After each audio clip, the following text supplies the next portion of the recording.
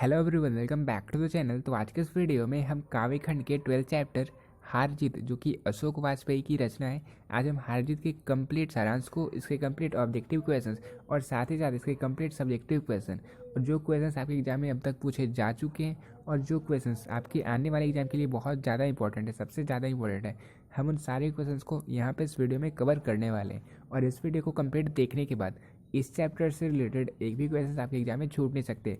और साथ ही साथ अब तक जितने भी प्रीवियस ईयर क्वेश्चंस में इस चैप्टर से क्वेश्चंस पूछे गए, सारे क्वेश्चंस आपके लिए सॉल्व हो जाएंगे। तो स्टार्ट करते हैं। सबसे पहले हम इस चैप्टर के सारांश को कवर करने वाले। अगर आपको याद होगा तो एक क्वेश्चन आपके मॉडल पेपर में पूछा गया था कि इनमें से कौन सी गद्य कविता है। और देखो, जो गद्य कविता है ना, वो यही चैप्टर है। काव्य खंड में आपको जो चैप्टर पढ़ना है हार जीत, ये एक गद्य कविता है और ये आपके एग्जाम में डायरेक्टली पूछा गया था। ठीक है, तो स्टार्ट करते हैं हम इसी पॉइंट से। हमारा पहला पॉइंट है कि अशोक वाजपेयी रचित हार जीत एक गद्य कविता है। ये कविता लिखने की एक आधुनिक विद्या है। कवि युद्ध के विषय में हार जीत पर प्रश्न खड़ा करते हैं कि आखिर इस युद्ध में हार जीत किसकी होती है। तो युद्ध हमेशा जो होता है वो प्रलय लाता है, वो विनाश लाता है।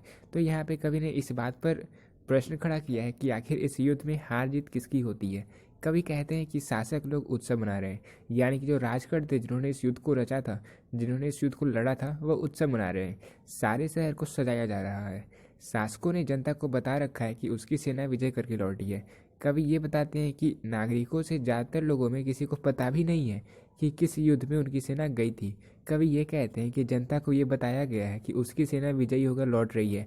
किस पर विजय पाई है, कहाँ युद्ध हुआ है, ये युद्ध क्यों हुआ है, किसकी सेना गई थी, कितनी लौट रही है, मतलब कितने लोगों की मृत्यु हुई है, ये सारे चीज़ों से सभी नागरिक अभिज्ञ हैं। उन्हें इस बात का कोई पता नहीं। बस उनको ये भी नहीं पता कि ये युद्ध कहाँ हुआ था, कब हुआ था, कैसे हुआ था, कुछ नहीं पता। बस उनके जो शासक हैं, उन्होंने उन्हें बता दिया है कि हम युद्ध जीत कर आ रहे हैं, हमने इस देश की रक्षा की है, हम युद्ध जीत कर आ रहे हैं। बस इतने बात से ही जो जनता लोग हैं वो भी खुश हो रहे हैं और वो भी इस जश्न में शामिल हो चुके हैं और वो भी जश्न मना रहे हैं। तो कवि यहाँ पे इन सभी बातों को कहना चाहते हैं कि जो जनता है, उन्हें ये भी नहीं पता कि जो हमारे से शासक थे वे युद्ध पर गए थे। और जो जितने भी सेना लोग युद्ध पर जाते हैं, आपको पता होगा कि उनमें से ऐसा नहीं है कि कोई भी बिना मृत्यु के आ जाए। जितने भी सेना में जाते हैं लोग, उनसे बहुत सारे लोगों की मृत्यु हो जाती है और उसके बलिदान के बदौलत जो युद्ध होता है वो जीता जाता है। ठीक है, इतना तो आप सभी को पता है। तो ये विजय किसकी है, सेना की, शासक की, जनता की? कोई कुछ नहीं पूछता। जितने भी जनता लोग हैं वो लोग ही बस यही बात को लेकर घूम रहे हैं कि हम जीत गए, हम जीत गए। लेकिन ये विजय किसकी है, सेना की है। जो सेना लोग वहाँ पे मर रहे थे, क्या ये उनकी थे या फिर शासक की है? जो राजा अपने स्वार्थ के लिए ये युद्ध जानबूझकर लड़ते हैं, ये उनकी जीत है या फिर जनता की है? तो जनता को इससे कोई मतलब भी नहीं है यहाँ पे। तो ये किसकी जीत है, ये कोई नहीं पूछता। वहाँ एक बूढ़ा मशक वाला है, सड़क पर छिड़काव लगा रहा है। तो वहाँ पे एक बूढ़ा है जो मास्क लगा के छिड़काव लगा रहा है कि जो हमारे शासक आ रहे हैं उन्हें कोई धूल वगैरह ना पड़े, उन्हें मतलब कोई कीट वगैरह ना पड़े, इसके लिए वो वहाँ पे लगा रहा है, ये वाला छिड़काव कर रहा है। शासकों पर धूल ना पड़े, वह कहता है कि एक बार फिर हार गई और गाजे बाजे के साथ जीत नहीं हार लौट रही है। तो वो जो बूढ़ा वाला होता है, जो अनुभवी इंसान होता है, वो ये कहता है कि एक बार फिर से हम हार गए हैं और गाजे बाजे के साथ हमारी जीत नहीं बल्कि हमारी हार लौट रही है। पर उसकी ओर किसी का ध्यान नहीं जाता, कोई उस बात पर फोकस नहीं करता। यहाँ यह ध्वनि है कि युद्ध में हार जीत नहीं होती पर विनाश अवश्य होता है। जनता को काम में लगा दिया जाता है ताकि वह कुछ सोच ही ना सके। क्योंकि अगर आप एक ब्रॉड माइंड के एक इंसान हो, अगर आप कुछ अच्छे से समझोगे, तो जब भी युद्ध होता है तो वो केवल और केवल विनाश ही लेकर आता है। क्योंकि इसमें से दोनों तरफ से ना, ये मैटर नहीं करता कि कौन कौन सेना वहाँ पे लड़ रहे हैं, सेना में दोनों तरफ से लोगों की मृत्यु हो जाती है और हजारों लाखों में मृत्यु होती है। लेकिन अगर कोई जीत गया, इसका मतलब ये नहीं कि उस सेना की विजयी हुई है, बल्कि उस सेना को भी इकोनॉमिकली लॉस होता है, बहुत ज़्यादा लॉस होता है, फाइनेंशियली बहुत ज़्यादा लॉस होता है। लेकिन फिर भी जो शासक लोग होते हैं उन्हें इनका फ़ायदा होता है, क्योंकि उन्हें अब ज़्यादा मौके मिलते हैं राज करने के। तो यही कारण है कि ये जो जीत होती है वो वास्तव में शासक की होती है, ना ही सेना की होती है और ना ही जनता की। जनता तो भी पहले भी पिसा रहे थे और अब भी पिसाते हैं। ठीक है, तो ये मेरा पॉइंट है, मैंने आपको बता दिया। अब हम देखने वाले सारे ऑब्जेक्टिव क्वेश्चंस को। तो क्वेश्चन नंबर फर्स्ट है, अशोक वाजपेयी का जन्म कहाँ हुआ था? तो इनका जन्म दुर्ग में हुआ था। तो क्वेश्चन नंबर फर्स्ट का आंसर हो जाएगा ऑप्शन नंबर ए। फिर अब सेकेंड नंबर क्वेश्चन है, अशोक वाजपेयी का जन्म कब हुआ था? तो दुर्ग में इनका जन्म 1941 में हुआ था। तो सेकेंड नंबर क्वेश्चन का आंसर हो जाएगा ऑप्शन नंबर ए। अब क्वेश्चन नंबर थर्ड है, अशोक वाजपेयी के पिता का क्या नाम था? तो अशोक वाजपेयी जी के पिता थे परमानंद वाजपेयी। अशोक वाजपेयी के पिताजी का नाम था परमानंद वाजपेयी, यानी कि थर्ड नंबर क्वेश्चन का आंसर हो जाएगा ऑप्शन नंबर बी। फिर अब क्वेश्चन नंबर फोर है, वे उत्सव मना रहे हैं, इसमें वे किसके लिए आया है? तो सिंपल सी बात है, आपको जितने ऑप्शन दिख रहे हैं इस चैप्टर में, ना हमने किसान की बात की है, ना मजदूर की बात की है, ना घर के सदस्य की बात की है। तो इसलिए ये जो वर्ड वे आ रहा है वो नागरिक के लिए आ रहा है। जो नागरिक होते हैं वो उत्सव मना रहे होते हैं, किस लिए? क्योंकि उनकी सेना की जीत हुई है। अब सेना की जीत हुई है या जनता की जीत हुई है या फिर शासक की जीत हुई है, ये सोचने वाली बात है। फिर अब 5 नंबर क्वेश्चन है, हार जीत किस कोटि की कविता है? तो इसलिए यही क्वेश्चन आपके एग्जाम में पूछा गया था मॉडल पेपर में। इसका आंसर क्या होगा? इसका आंसर हो जाएगा ऑप्शन नंबर बी, यानी कि हार जीत जो है वो गद्य कविता है। फिर अब क्वेश्चन नंबर 6 है, अशोक वाजपेयी ने राज की सेवा किस रूप में की थी? तो इन्होंने एक भारतीय प्रशासनिक के रूप में इनकी सेवा की थी, राज की सेवा की थी, यानी कि 6 नंबर क्वेश्चन का आंसर हो जाएगा ऑप्शन नंबर सी। फिर अब क्वेश्चन नंबर 7 है, इनमें से कौन सी अशोक वाजपेयी की कविता संग्रह नहीं है? तो उम्मीद का दूसरा नाम, विवक्षा और दुख चिट्ठी रसा है, ये दोनों मतलब ये तीनों जो है वो अशोक वाजपेयी की ही रचना है, लेकिन परायण जो है वो अशोक वाजपेयी की कविता संग्रह नहीं है, इसलिए 7 नंबर क्वेश्चन का आंसर हो जाएगा ऑप्शन नंबर डी। फिर अब 8 नंबर क्वेश्चन है, कविता हार जीत में सच कौन बोल रहा होता है? तो जो बूढ़ा मास्क वाला होता है, जो छिड़काव कर रहा होता है ताकि जो शासक आने वाले हैं उन पे कोई कीट वगैरह ना पड़े, वो सच बोल रहा होता है कि असल में ये जो है फिर से हार गए हैं, ये फिर से हार रहे हैं और अपनी हार का उत्सव मना रहे हैं। ठीक है। फिर अब 9 नंबर क्वेश्चन है, कवि अशोक वाजपेयी को कौन सा सम्मान मिला था? तो इन्हें साहित्य अकादमी पुरस्कार, दयावती मोदी कवि शिखर सम्मान, ये सारे सम्मान जो है इन्हें मिले थे। तो इसका आंसर हो जाएगा ऑप्शन नंबर डी, यानी कि इनमें। फिर अब क्वेश्चन नंबर 10 है, किसकी विजय हुई, सेना की या नागरिकों, किस पार्ट से लिया गया है? तो बहुत ईजी क्वेश्चन है, इसका आंसर हो जाएगा कि ये जो लाइन है ये लाइन लिया गया था इसी चैप्टर से, तो क्वेश्चन नंबर 10 का आंसर हो जाएगा ऑप्शन नंबर ए।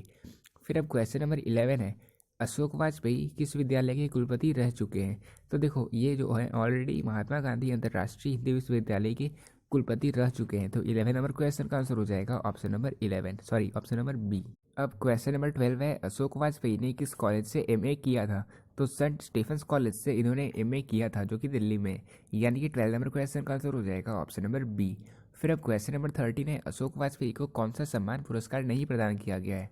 तो आप देख सकते हो दयावती मोदी कवि शिखर सम्मान, साहित्य अकादमी पुरस्कार और पॉलिश सरकार का officer of the order of cross सम्मान इन्हें ऑलरेडी मिल चुका था, तो इसलिए इसका आंसर हो जाएगा ऑप्शन नंबर सी, यानी कि ये जो सम्मान है ये सम्मान इन्हें अब तक प्रदान नहीं किया गया था। फिर अब क्वेश्चन नंबर 14 है, हार जीत कविता वाजपेयी के लिए कविता संकलन से ली गई है? तो ये जो हार जीत कविता है ये इनके किस कविता संकलन से ली गई है? ये ली गई है कहीं नहीं वहीं से, यानी कि क्वेश्चन नंबर 14 का आंसर हो जाएगा, ये जो हार जीत कविता है, ये जो गद्य कविता है, ये लिया गया है कविता संकलन कहीं नहीं वहीं से। फिर अब क्वेश्चन नंबर 15 है, अशोक वाजपेयी ने किस विद्यालय से बीए किया था? तो इन्होंने सागर विश्वविद्यालय से बीए किया था, यानी कि 15 नंबर क्वेश्चन का आंसर हो जाएगा ऑप्शन नंबर डी। फिर अब क्वेश्चन नंबर 16 है, अशोक वाजपेयी की माँ का क्या नाम था? इनकी माता का नाम निर्मला देवी था और पिता का नाम परमानंद था। ठीक है, तो क्वेश्चन नंबर 16 का आंसर हो गया ऑप्शन नंबर सी। अब क्वेश्चन नंबर 17 है, घास में दुब का आकाश किसकी कृति है? तो घास में दुब का आकाश, ये जो कृति है ये अशोक वाजपेयी की ही है, यानी कि इन्होंने ही इसको रचा था, तो 17 नंबर क्वेश्चन का आंसर हो जाएगा ऑप्शन नंबर डी। फिर अब 18 नंबर क्वेश्चन है, अशोक वाजपेयी किस काल के कवि है? बहुत ही क्वेश्चन है, आप देख ही सकते हो इनके जन्म से, जब इनका जन्म ही हुआ था 1941 में, तो ये आधुनिक काल के कवि हो सकते हैं। 18 नंबर क्वेश्चन का आंसर हो जाएगा ऑप्शन नंबर डी। फिर अब क्वेश्चन नंबर 20 है, हार जीत गद्य कविता के रचयिता कौन है? तो हार जीत कविता के रचयिता अशोक वाजपेयी जी हैं। 19 नंबर क्वेश्चन का आंसर हो गया ऑप्शन नंबर ए। फिर अब क्वेश्चन नंबर 20 है, अशोक वाजपेयी ने किस पत्रिका का संपादन किया था? तो अशोक वाजपेयी जी ने पूर्व आग्रह का संपादन किया था, इन्होंने पूर्व आग्रह पत्रिका का संपादन किया था, तो क्वेश्चन नंबर 21 का आंसर हो जाएगा ऑप्शन नंबर डी। फिर अब 21 नंबर क्वेश्चन है, मास्क वाला क्या सोच कर रहा था? तो जो मास्क वाला था वो सड़क सींच रहा था, वो सड़क पे छिड़काव कर रहा था ताकि जो शासक आने वाले हैं उन्हें कीट पतंग ना लगे, उनकी सुरक्षा के लिए वो मास्क पहनकर सड़क सींच रहा था, छिड़काव कर रहा था, तो 21 नंबर क्वेश्चन का आंसर हो जाएगा ऑप्शन नंबर ए। तो अब हमने सारे ऑब्जेक्टिव क्वेश्चंस को इस चैप्टर के कवर कर लिया। अब हम कवर करने वाले हैं इस चैप्टर के कंप्लीट सब्जेक्टिव क्वेश्चंस। तो अब हम इस चैप्टर के कंप्लीट सब्जेक्टिव क्वेश्चंस को कवर करने वाले हैं। क्वेश्चन नंबर फर्स्ट है, उत्सव कौन और क्यों मना रहा है? तो देखो ये जो उत्सव मनाया जा रहा था ये क्यों मनाया जा रहा था और कौन मना रहा था, अब हम इसे देखते हैं। देखो, शासक वर्ग के साथ सारा जो शहर था वो उत्सव मना रहा था, या यूं ही कह लो कि उत्सव मनवाया जा रहा था। उत्सव का आधार है सेना की विजय, लेकिन ये संदिग्ध है कि विजय हुई किसकी है। तो जो शासक वर्ग थे उनके साथ जो पूरा शहर था वो उत्सव मना रहा था। इनफैक्ट मना नहीं रहा था, किसी भी नागरिक को ये पता नहीं था कि ये जो युद्ध है ये युद्ध कब हुआ था, ये युद्ध क्यों हुआ था और इस युद्ध में किसकी विजय हुई है, हमारी कौन सी सेना गई थी, उन्हें कुछ पता ही नहीं है। बस शासक वर्ग ने उन्हें आदेश दिया कि उत्सव मनाओ, हम जीत चुके हैं, हमारी सेना जीत चुकी है, फिर सभी उत्सव मना रहे थे। ठीक है, तो इसलिए उत्सव का आधार है सेना की विजय, लेकिन ये संदिग्ध है कि विजय किसकी है, इसके बारे में किसी को कुछ पता नहीं था। तो ये था क्वेश्चन नंबर फर्स्ट कि उत्सव कौन मना रहा था। उत्सव शासक वर्ग के जो लोग हैं उन्होंने ऑर्डर दिया था कि अब सब उत्सव मनाओ, क्योंकि हमारी जो सेना है वो विजय होकर लौट रही है, वो जीत चुकी है, इसलिए सारे नागरिक जो लोग हैं वो भी उत्सव मना रहे थे। लेकिन ये संदिग्ध है क्योंकि किसी को कुछ पता नहीं है कि किसकी विजय हुई है और युद्ध कब हुआ और क्यों हुआ था। ठीक है, ये रहा question number first. Second number question है, नागरिक क्यों व्यस्त हैं, क्या उनकी व्यस्तता जायज़ है। तो जो नागरिक लोग थे वो सभी उत्सव मनाने में बिल्कुल व्यस्त हो चुके थे, लेकिन ये जायज़ तो है नहीं, क्योंकि उन्हें खुद पता ही नहीं है कि ये जो उत्सव है, उत्सव क्यों मनाया जा रहा है, युद्ध कब हुआ था, किन के बीच हुआ था, कुछ इन्हें पता ही नहीं है। कितने लोगों की मृत्यु हो चुकी है इस युद्ध के कारण, उन्हें कुछ पता नहीं है। बस वो ऑर्डर को फुलफिल करने के लिए, यानी कि आदेश का पालन करने के लिए इस उत्सव को मना रहे थे। ठीक है, देखो, नगर में विजय पर्व मनाया जा रहा है, सारे नागरिक उसमें व्यस्त हैं। ये व्यस्तता जायज़ है नहीं, क्योंकि उन्हें विजय का विवरण प्राप्त ही नहीं है, उन्हें कुछ डिटेल पता ही नहीं है उसके बारे में। ये विजय किसकी मानी जाएगी, राजा की या सेना की या प्रजा की। यहाँ पे तो मात्र आदेश का पालन हो रहा है कि उत्सव मनाओ। शासक ने कह दिया उत्सव मनाओ, तो सारे नागरिक लोग उत्सव मना रहे हैं। उन्हें इससे कोई मतलब नहीं कि ये जो उत्सव है मनाया क्यों जा रहा है, उन्होंने ऐसा क्यों कहा है, बस उन्होंने ये कह दिया उत्सव मनाओ, हमारी सेना की विजय हुई है, और सब उत्सव मना रहे थे।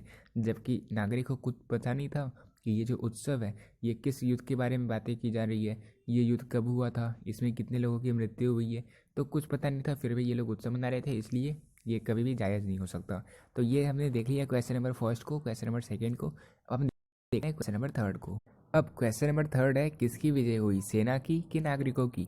कवि ने ये प्रश्न क्यों खड़ा किया है, ये विजय किन की है, आप क्या सोचते हैं बताएं। तो देखो, यहाँ पे ये सिंपल सी बात है कि जो भी सेना के लोग होते हैं वो युद्ध लड़ते हैं और वो युद्ध जीतते हैं, लेकिन इसका जो फ़ायदा होता है, जितना इसका युद्ध का जो परिणाम होता है, इसके बाद सारा जो फ़ायदा होता है, जो प्रॉफिट होता है, वो असल में होता है सारे सत्ता वाले लोगों को, क्योंकि उन्हें अब ज़्यादा मौका मिलते हैं राज करने के, वो अब ज़्यादा कर वसूलते हैं, तो सारा जो प्रॉफिट होता है वो होता है सत्ताधारियों के पास। ठीक है, लेकिन जो जनता होती है वो व्यर्थ में ही खुश होती है, वो बस ये मान लेती है कि ये जो जीत है ये हमारे देश की है, जो कि उनका सोचना बिल्कुल निरर्थक है। क्योंकि यहाँ पे जो शासक दल के लोग होते हैं वो जानबूझकर युद्ध करवाते हैं ताकि उन्हें और एरिया मिल जाए कैप्चर करने का, राज करने का। ठीक है, देखते हैं हम इस आंसर को। ये प्रश्न युद्ध के संदर्भ में हमेशा खड़ा रहता है, लड़ाता कौन है, लड़ता कौन है, विजयी कौन होता है। लड़ाता है स्वार्थ, दंगा स्वार्थ, लड़ती है सेना और विजयी होती है सत्ता। पर नागरिक को बताया जाता है हमारे देश की विजय हुई है। हर युद्ध के पीछे घोर स्वार्थ, अधिकारों की लिप्सा होती है, पर यह सारा खेल राष्ट्र के सम्मान के नाम पर होता है। वो बस ये बात कहते हैं कि हम अपने देश के लिए लड़ रहे हैं, और जनता ये जान भी नहीं पाती। अतः यह प्रश्न अनुचारित है, कौन जीता है, जीतती सेना है, लेकिन फल जो भुगता है वो होता है शासक। जनता तो खुश हो लेती है और इस विजय को अपनी ही जीत मान बैठती है। ये विजय भले ही सेना की है, पर वास्तविक विजय जो होती है वो सत्ता पक्ष की ही होती है, क्योंकि सारा प्रॉफिट उन्हें होता है। सेना में तो बहुत सारे ऐसे होते हैं जो अपने बहुत सारे जनों को खो बैठते हैं, क्योंकि उनके बहुत सारे परिवार वाले लोग भी सेना में रहते हैं और उनकी मृत्यु हो जाती है, लेकिन जो सारा फ़ायदा होता है वो सारे सत्ता पक्ष के लोग उठाते हैं। ठीक है, तो ये रहा हमारा क्वेश्चन नंबर थर्ड। अब हम देखने वाले हैं क्वेश्चन नंबर फोर को। क्वेश्चन नंबर फोर है, खेत रहने वालों की सूची प्रकाशित है। इस पंक्ति के द्वारा कवि ने क्या कहना चाहा है, कविता में इस पंक्ति की क्या सार्थकता है बताइए। तो खेत रहने का क्या मतलब होता है, इसका मतलब ये हुआ कि जो सेना के लोग थे जो वहाँ पे मर गए, युद्ध क्षेत्र में मर गए, उन्हें हम ये कहते हैं। ठीक है, तो इनकी जो सूची है वो अप्रकाशित है। इस पंक्ति के द्वारा कवि ने क्या कहना चाहा है, तो युद्ध में मरना तो आवश्यक है, क्योंकि दोनों दल के जब लोग लड़ते हैं तो दोनों दल के लोगों को नुकसान होता है। ऐसा नहीं कि जो जीतती है सेना उनके कोई भी सेना के लोग हताहत नहीं होते, बहुत सारे लोग इधर से भी हताहत होते हैं, बहुत सारे लोग उधर से भी हताहत होते हैं। यदि इनकी सूची प्रकाशित कर दी जाएगी तो सारा देश जान जाएगा कि इतने नागरिक, इतने सैनिक हताहत हो गए हैं। ये स्थिति जन आक्रोश भी उभार सकती है और जनता की मानसिकता भी इसके पीछे छुपी है। वह सेना को मरवा कर विजय पाता है, पर सेना को इतना भी सम्मान नहीं है कि उन्हें थोड़ा स्मरण भी कर लिया जाए। जब सूची ही नहीं तो फिर किसको स्मरण किया जा सकेगा? उनके प्रति श्रद्धांजलि कैसे अर्पित की जा सकती है? तो सेना के जितने सैनिक मारे जा चुके हैं, जब उनकी कोई लिस्ट ही नहीं रहेगी तो सच्ची श्रद्धांजलि, जो सही असल के हीरो होंगे, उन्हें हम श्रद्धांजलि अर्पित कैसे कर पाएंगे?